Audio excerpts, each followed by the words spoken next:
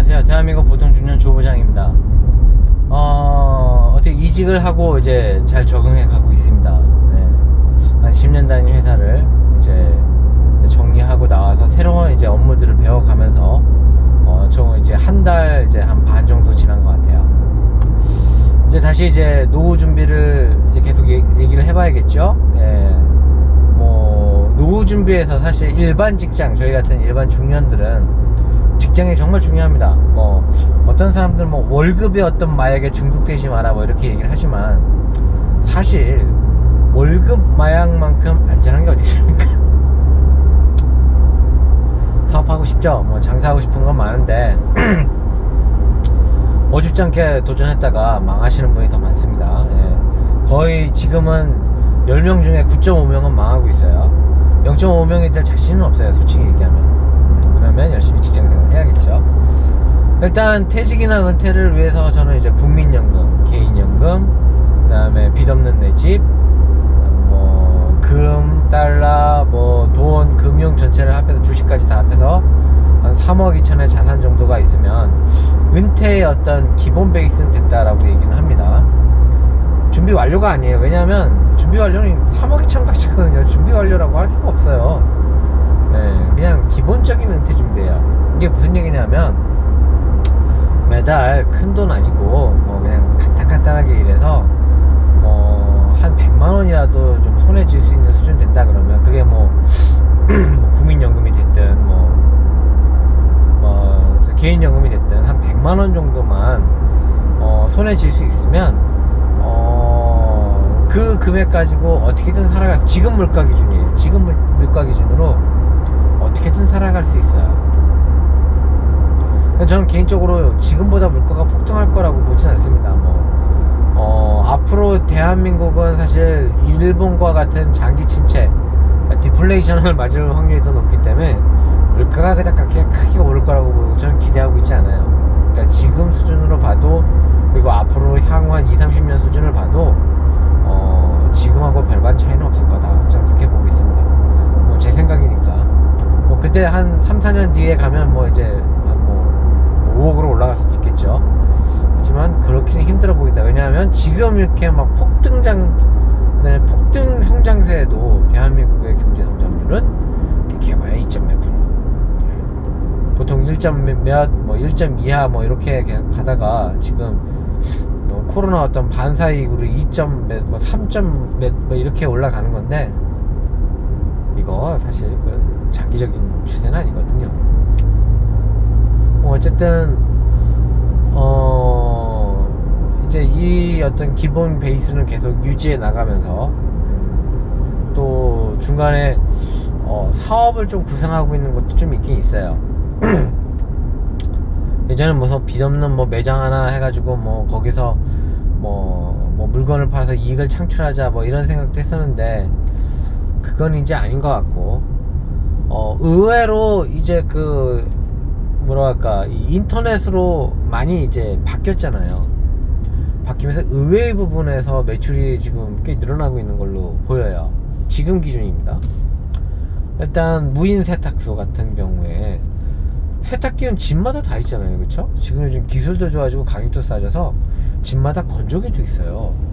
근데 이상하게 대한민국의 무인 세탁소가 굉장히 흥하고 있어요. 이게 무슨 얘기냐면, 이게 그 인터넷 또는 뭐 인터넷 홈쇼핑이 늘어나기 전에, 그러니까 가사 노동이 뭔가 보편화되고, 그 다음에 어머니들이나 할머니들이 계속 가사 일을 뭔가 계속 꾸준히 해왔을 때 문제가 안 되는데, 요즘 들어 1인 가족도 늘어나고, 또 이제 부부가 결혼하면서 이제 여성이 이제 가사를 한다라기보다는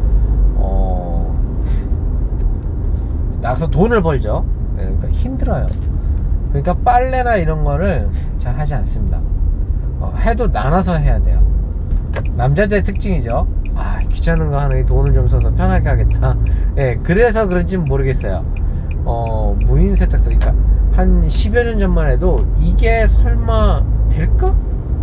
이거 혼자 사는 사람들을 위한 틈새 시장이었어요.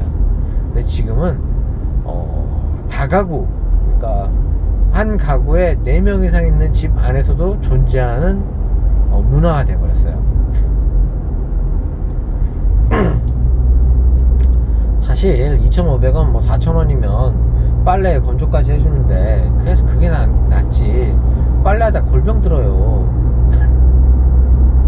저도 지금 운동화를 신고 나왔는데 이게 그냥 그 운동화 빨래기에다 넣어서 빨래하고 건조시키니까 그냥 신고 나왔어요.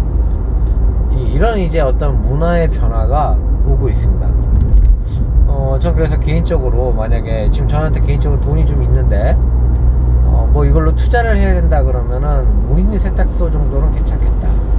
또는 무인 편의점이나 하여튼 이게 뭐 무슨 인형 뽑기 같은 거 말고 실제 상황에 한 10년 전에는 장사가 안 됐겠지만 지금은 장사가 굉장히 잘 될 것 같은 뭐 그런 아이템들이 이제 괜찮겠다라는 생각을 합니다. 자, 그 다음에 나오는 생각은 캠핑족들이 늘어나고 있어요. 그러니까 가족을 위해서 뭔가 해야 되는 시간이 늘어나 버렸어요. 그러니까 분명히 뭔가 가부장적인 제도에서 나오지 않는 문화가 나오고 있습니다. 그렇다 그런 건 이제 앞으로 이제 캠핑카를 사고 싶은 남자들의 로망이 있는데 또 가족들의 로망이 있죠. 하지만 캠핑카는 서울에서 살 수가 없어요. 왜? 주차할 데가 없거든요. 서울에서 캠핑카를 운영하시는 분은 뭐 사업체를 해서 뭐 땅이 좀 있다든가 이런 사람들만 가능합니다. 캠핑카를 위한 어떤 뭐 지방에 좀 넓은 땅을 사서 주차장을 운영을 해볼까? 이런 생각도 좀 괜찮은 생각이 아닌가. 개인적으로는 지금 시대에서의 어떤 창업을 한다 그러면 이런 쪽으로 생각하는 게 맞지 않는가 싶습니다. 그러니까 지금 제가 하는 건 기성의 어떤 창업 아이템이 아니고 지금 시대 또는 앞으로 10년 후에 뭔가 이 가정 문화의 변화와 함께 올 뭔가 그거에 맞춰서 창업하는 게 맞다라고 말씀드립니다. 하지만 창업하는 것보다는 일반 보통 중년들 그냥 레버리지 이렇게 해서 창업하지 마시고 그냥 직장생활 하시는 게 일단은 좋으시겠다. 최대한 늦게까지 뭐 할 수 있다 그러면 60세까지 뭐 안되면 최소 55세까지는 창업이라는 어떤 아이템에 손대지 말고 좀 뭐라고 할까, 어떤 월급쟁이 생활에 좀 더 하셔야 된다. 하지만 월급쟁이만으로는 분명히 한계가 올 겁니다. 뭐 전문직이 아닌 이상 특수 전문직이 아닌 이상 사실 55세 이상 다니기가 쉽지 않죠.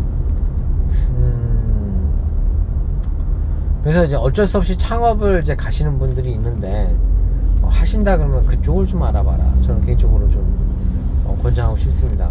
뭐 전 아직 창업이나 이런 걸 하기에는 좀 아직 어리니까 마흔 이제 후반이죠. 중후반.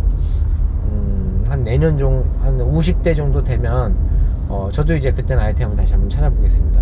어쨌든 지금 시대에서는 그게 맞지 않은가 하는 생각이 들고요.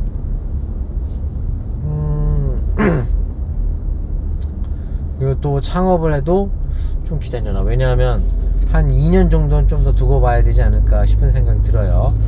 옛날에 2007년도 정도, 그러니까 2008년 리먼 브라더스 사태 나기 전에 2007년도에 뭔가 계속 터지고 있었어요. 그 이제 2008년도 지나서 이제 학자들이 바퀴벌레 이론이라는 이제 이론을 냈는데 거실 한바닥에서 막 진짜 무슨 자동차만한 바퀴벌레가 누워있는 거 가끔 볼 때가 있습니다. 옛날 집에 살면 그래요. 뭐 요즘 집은 어떤지 모르겠습니다. 가끔씩 그런 거 이제 누워있는 걸 보면 이제 기겁을 하면서 때려잡죠. 그래서 이제 바퀴벌레 내가 박멸을 했구나, 내가 사전에 막았구나 라고 생각하지만 어느 순간 이제 조그만 바퀴벌레들이 보이기 시작합니다. 예. 늦은 거죠. 이제 찬장이나 뭐 싱크대 밑을 보니 이제 창궐에 있는 상황인 거죠. 이제 그걸 이제 바퀴벌레 효과 또는 바퀴벌레 뭐 이론이라고 얘기하는데 뭔가 큰 문제가 터지기 전에 전조가 보인다는 거죠. 근데 지금 사실 대한민국뿐만 아니라 전 세계의 어떤 그런 바퀴벌레 어떤 전조들이 사실 보이고 있는 건 맞습니다. 인플레이션이 온다라고 얘기도 하는데 또 그와 함께 디플레이션이 또 강하게 오기도 하고 그렇습니다.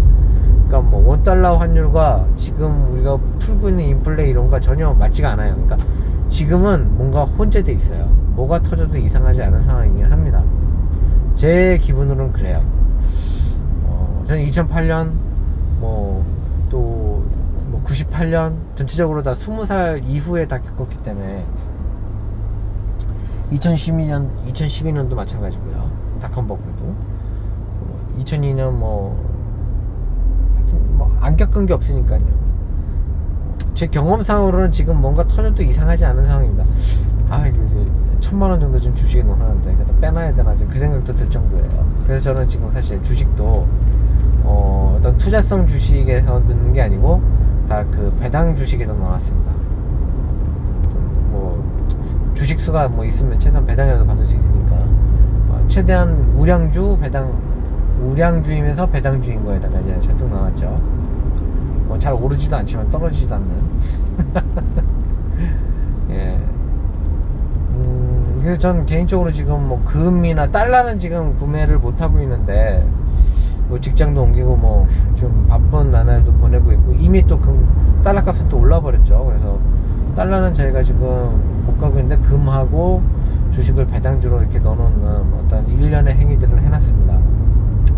이처럼 뭔가 조금 이거 아닌데 싶으면 뭔가 좀 안전한 쪽으로 좀 피신하는 어떤 이런 것도 좀 필요하다고 봅니다.